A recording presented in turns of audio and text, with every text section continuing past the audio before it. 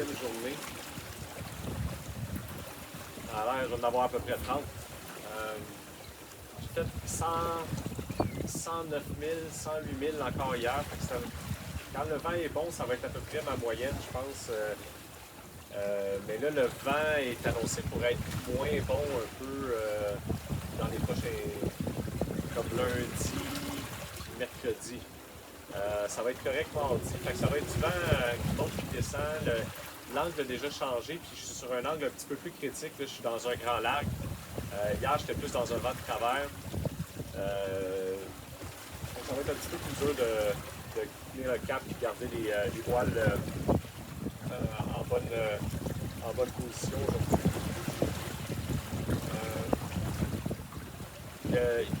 J'ai plein d'autres qui me posent des questions ou qui font des suggestions. Puis je dis à tout le monde, toutes les questions, toutes les suggestions sont bienvenues.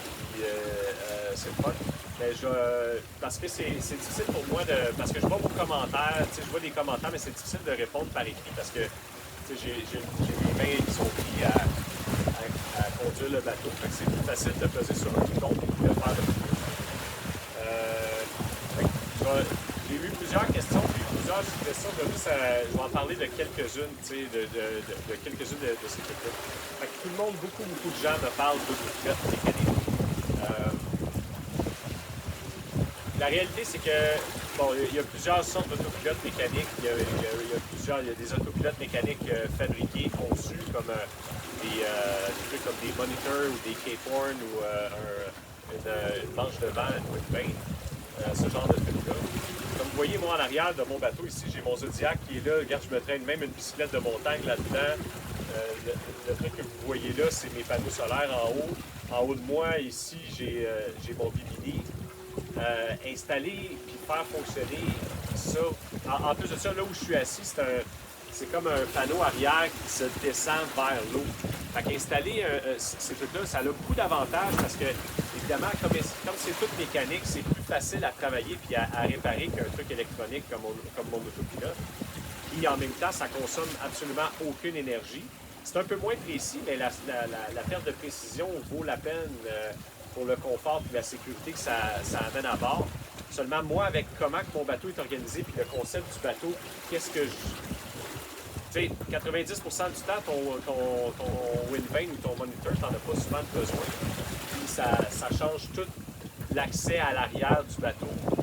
Même avec la palette du Bavaria qui descend, je ne sais même pas si ça serait vraiment possible d'installer un monitor ou un Cape-Horn Extreme, à moins de faire des modifications substantielles là, à l'arrière du bateau. Chose que moi, je suis pas prêt à faire. D'autre part, il y a des gens qui me parlent pas régulateur d'allure, mais de système de corde que j'attache à mon génois, je pense. Je sais pas, je sais que ces choses-là sont possibles.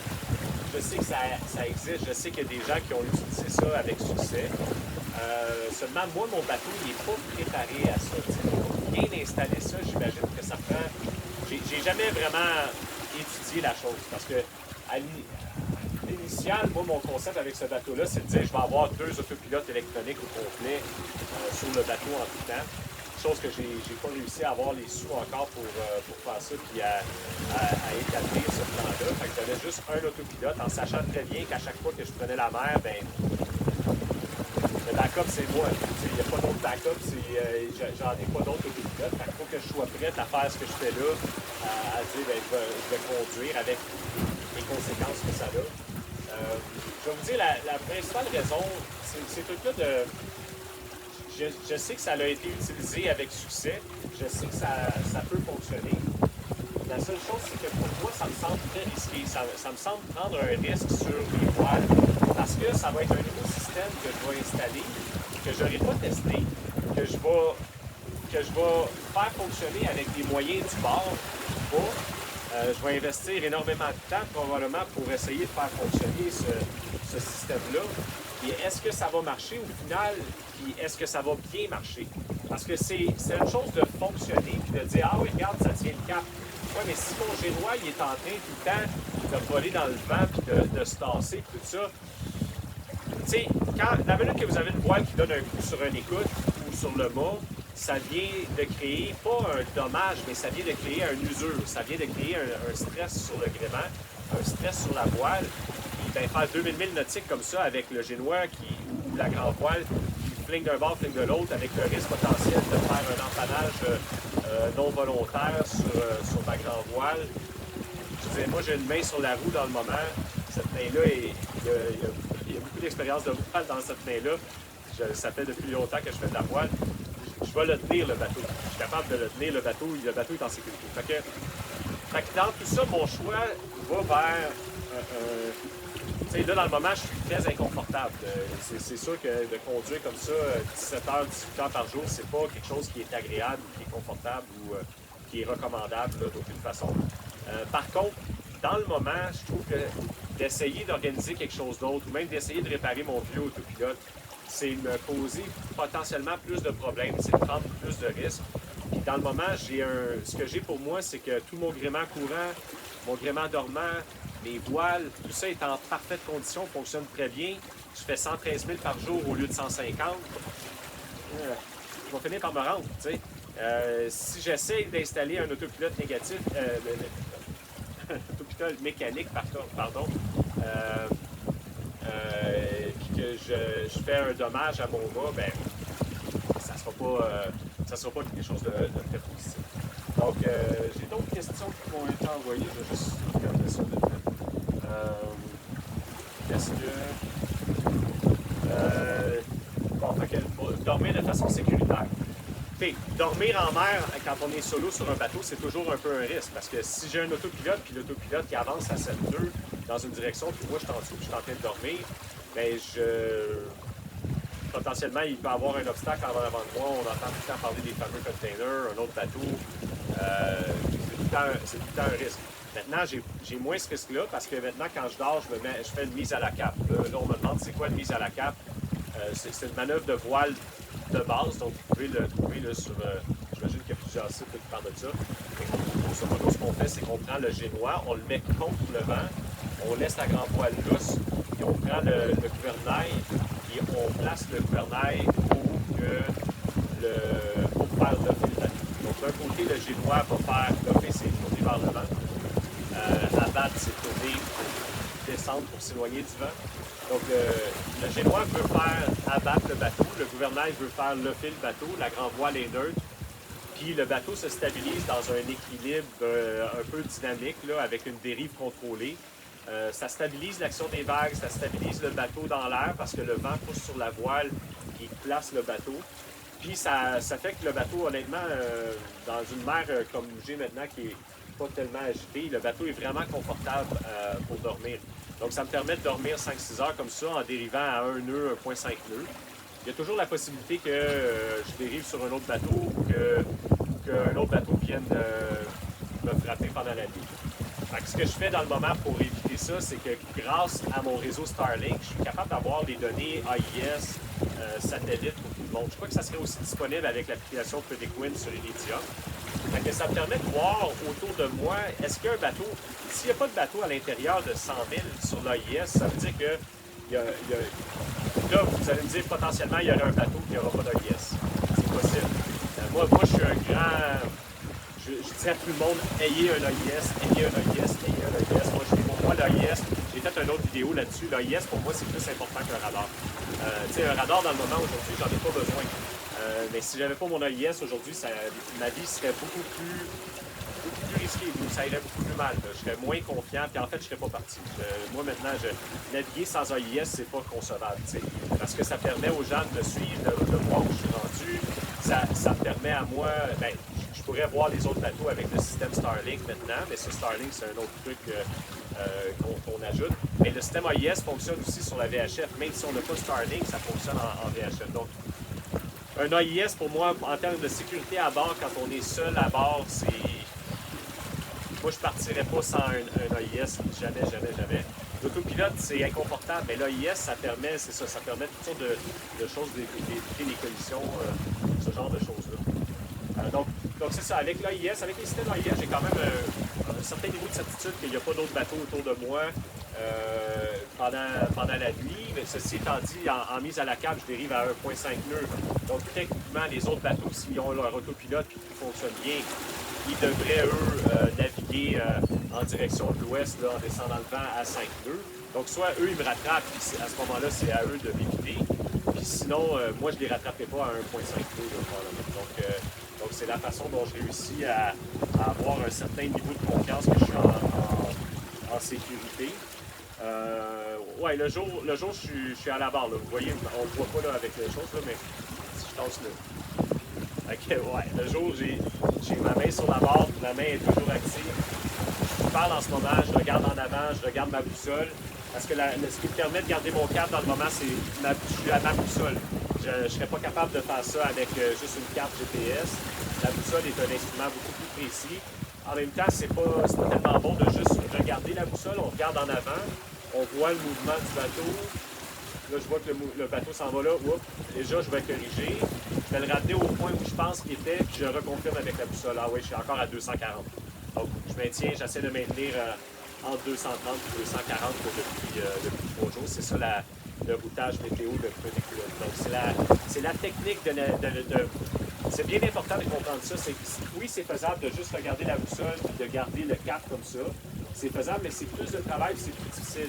C'est plus facile si on focus au moins 70-80% de l'attention à l'extérieur du bateau, puis on confirme avec la boussole. Donc, je regarde à l'extérieur, mes yeux sont à l'extérieur. Je regarde, je garde mon bateau le plus droit possible en fonction de l'horizon. Je confirme à 240 encore. Donc, c'est ce que je fais 17-18 heures par jour là, de ces temps-ci. Prendre des journées de break. Pour l'instant, je vais bien. Pour l'instant, je dors 6 heures par jour, puis ça va bien. Je suis très fatigué le soir quand je me couche. Mais le matin, quand je me réveille, je suis prêt, je suis d'attaque, je suis prêt à le faire encore. Fait que c'est sûr que on se cache pas là. Je dis tout de suite que j'aimerais mieux avoir un autopilote. Gardez en tête aussi toutes ces solutions-là que je vous donne ou ces façons de faire-là, ça marche pour moi. Faut pas penser, faut pas faire l'erreur de penser que si ça marche pour moi, ça marche pour un autre bateau. Ça marche pour moi et mon bateau. C'est la logique pour moi et mon bateau. Que si vous faites de la voile, il y a des choses que je fais qui peuvent être utiles pour vous, mais pensez pas que c'est 50 ou 100% applicable à toutes les situations. Il faut vraiment, dans ces histoires-là, adapter quelque chose qui convient à l'équipage puis au bateau. C'est important, ça, de savoir ça. Est-ce que je vais prendre des journées de break? Oui. Oui, si j'ai besoin. Je suis pas... Surtout, là, je vois une journée de break arriver, là, le jour qu'il n'y a pas de vent, puis que j'avance à 1,5 nœuds, 2,5 nœuds, là, je vais sécuriser le bateau, je vais probablement rentrer mes voiles, puis je vais me laisser dériver, puis je vais aller, pendant le temps qu'il n'y a pas de vent, je vais aller dormir, parce que je vais aller récupérer mon énergie un petit peu, à la place de naviguer pendant 18 heures, puis réussir à faire 25 000. Ça va être préférable à ce moment-là que j'aille me coucher puis que j'évite cette fatigue-là puis que je prenne le temps de récupérer. Donc, si jamais il y a une journée d'accalmie comme ça, à moins que je suis dans une position où je peux utiliser le moteur de façon sécuritaire pour me rendre où il y a du vent. Donc, ça va dépendre là, des circonstances. Le moral, le niveau de fatigue, les étoiles, j'en vois pas pantoute. Les étoiles, j'en vois pas pantoute de ce temps-là parce qu'il y a des nuages au-dessus de moi. Il doit y avoir une perturbation à quelque part. J'ai pas trop. Je regarde surtout la carte des vents. Je n'ai pas étudié trop les perturbations autour en profondeur parce que en cette saison-ci, il y a très peu de chances qu'il y ait une. En fait, il n'y a aucune chance qu'il y ait une tempête maintenant sur ce passage-là. Tempête, on s'entend là, plus que 50 nœuds. Une tempête pour moi. En bas de 50 nœuds, c'est des conditions de navigation normales. Puis pour moi, c'est pas. Même dans les conditions où j'ai pas un autopilote, pour moi, c'est correct de naviguer en bas de 50 nœuds. Je le sais que je n'aurai pas 50 nœuds dans ce voyage-là, même s'il y a un orage qui me tombe dessus. Si vous allez en grande mer comme ça, moi, je dis aux gens, pratiquez-vous avec votre bateau ou pratiquez-vous avec un autre bateau plus petit, mais tant que vous n'êtes pas certain que vous êtes capable de prendre votre bateau et de naviguer avec 50 nœuds de vent, c'est pas une bonne idée, selon moi, d'aller faire des grands passages d'océan. Si vous avez des doutes, est-ce que je suis capable de naviguer de façon confiante mon bateau dans 50 nœuds de vent? Si vous avez ce doute-là, c'est peut-être pas une bonne idée de partir et de faire ça. Plus que 50 nœuds, il faut faire une grosse erreur météo pour tomber dans plus de 50 nœuds sans le savoir. La fatigue, écoutez, comme je vous dis, je suis très fatigué le soir, mais le soir, puis j'ai mal dans le dos quand je conduis parce que je suis tout le temps assis à la même place. Je suis assis sur du bois aussi, fait que c'est pas super confortable. Je vais-tu mettre des coussins, des trucs? Non. Je suis pas encore là, je pourrais organiser des coussins. Mais normalement, je suis jamais ici, je conduis jamais ici. Fait que je suis pas trop organisé avec des coussins et des trucs parce que normalement, je manœuvre le bateau à partir du cockpit, je suis couché sur ma banquette ou je suis couché dans ma cabine en bas, puis je monitore mes systèmes, puis je monitore mes systèmes de navigation. Je ne suis pas trop installé pour conduire sur des longues périodes comme ça. Mais d'un côté, je vous dis, j'ai passé tellement de temps assis sur des bateaux dans ma vie que je suis habitué. Là, ça me dérange plus vraiment. Je sais pas, je suis endurci. J'ai des douleurs un peu dans le dos, dans le haut du dos, la nuque, mais ça s'en va. Quand je me réveille le matin, c'est disparu. La bouffe déshydratée. La bouffe déshydratée, c'est un sujet en soi. Moi, encore là, ça fait 10 ans que je navigue puis à temps plein.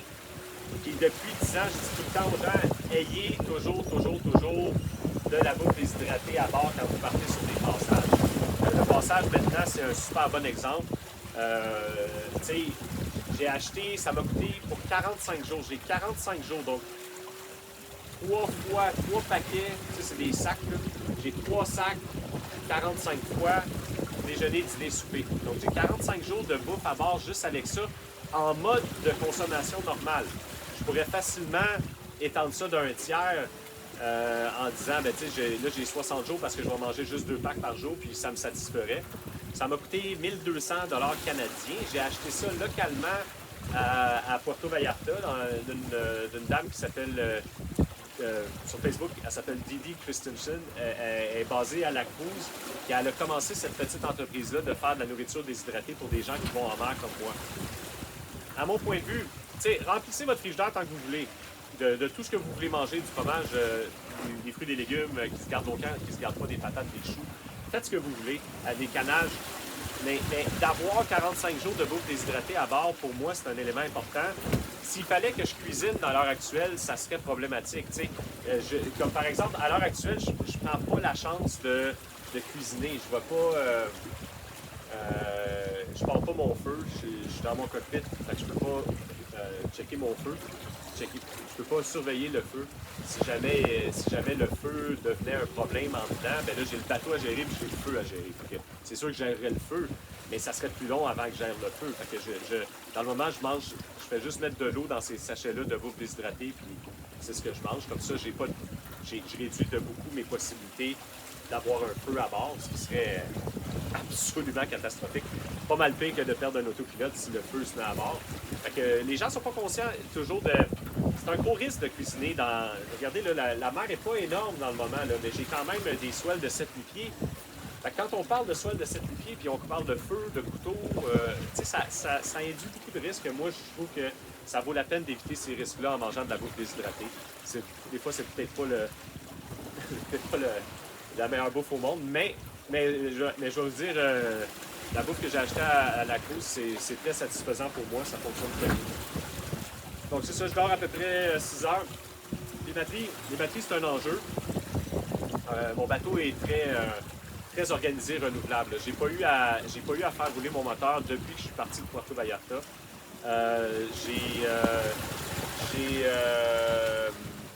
J'ai 770 watts de panneaux solaires installés. J'ai aussi derrière moi un hydrogénérateur qui va produire à peu près 200 watts. Fait que j'ai vu des circonstances dans ma traversée, comme hier ou avant-hier, le soleil était plus présent, il y avait moins de nuages. J'ai vu une entrée nette de 47 ampères fois 13,5 au niveau de mes batteries. Donc j'avais une entrée nette de 630 watts. Ça veut dire que j'avais une production d'environ 800 watts parce que mon bateau consomme en moyenne 200 watts d'électricité. Ça, c'est le frigidaire, les radios, mon AIS. Starlink est un gros consommateur. Donc, dans des journées nuageuses comme ça, hier, j'avais peur. Finalement, j'ai eu un peu de soleil. Ça a été suffisant. Mais j'avais peur hier de ne pas avoir assez de soleil. Aujourd'hui, ben, on va voir. Là, dans le moment, il n'y a pas beaucoup de soleil. Mais mon hydrogénérateur est dans l'eau et il sort 200 watts. Fait que ça sort un 15, 16, 17 ampères. Ça couvre un peu les besoins énergétiques du bateau. Puis là, ben, les panneaux solaires amènent le reste.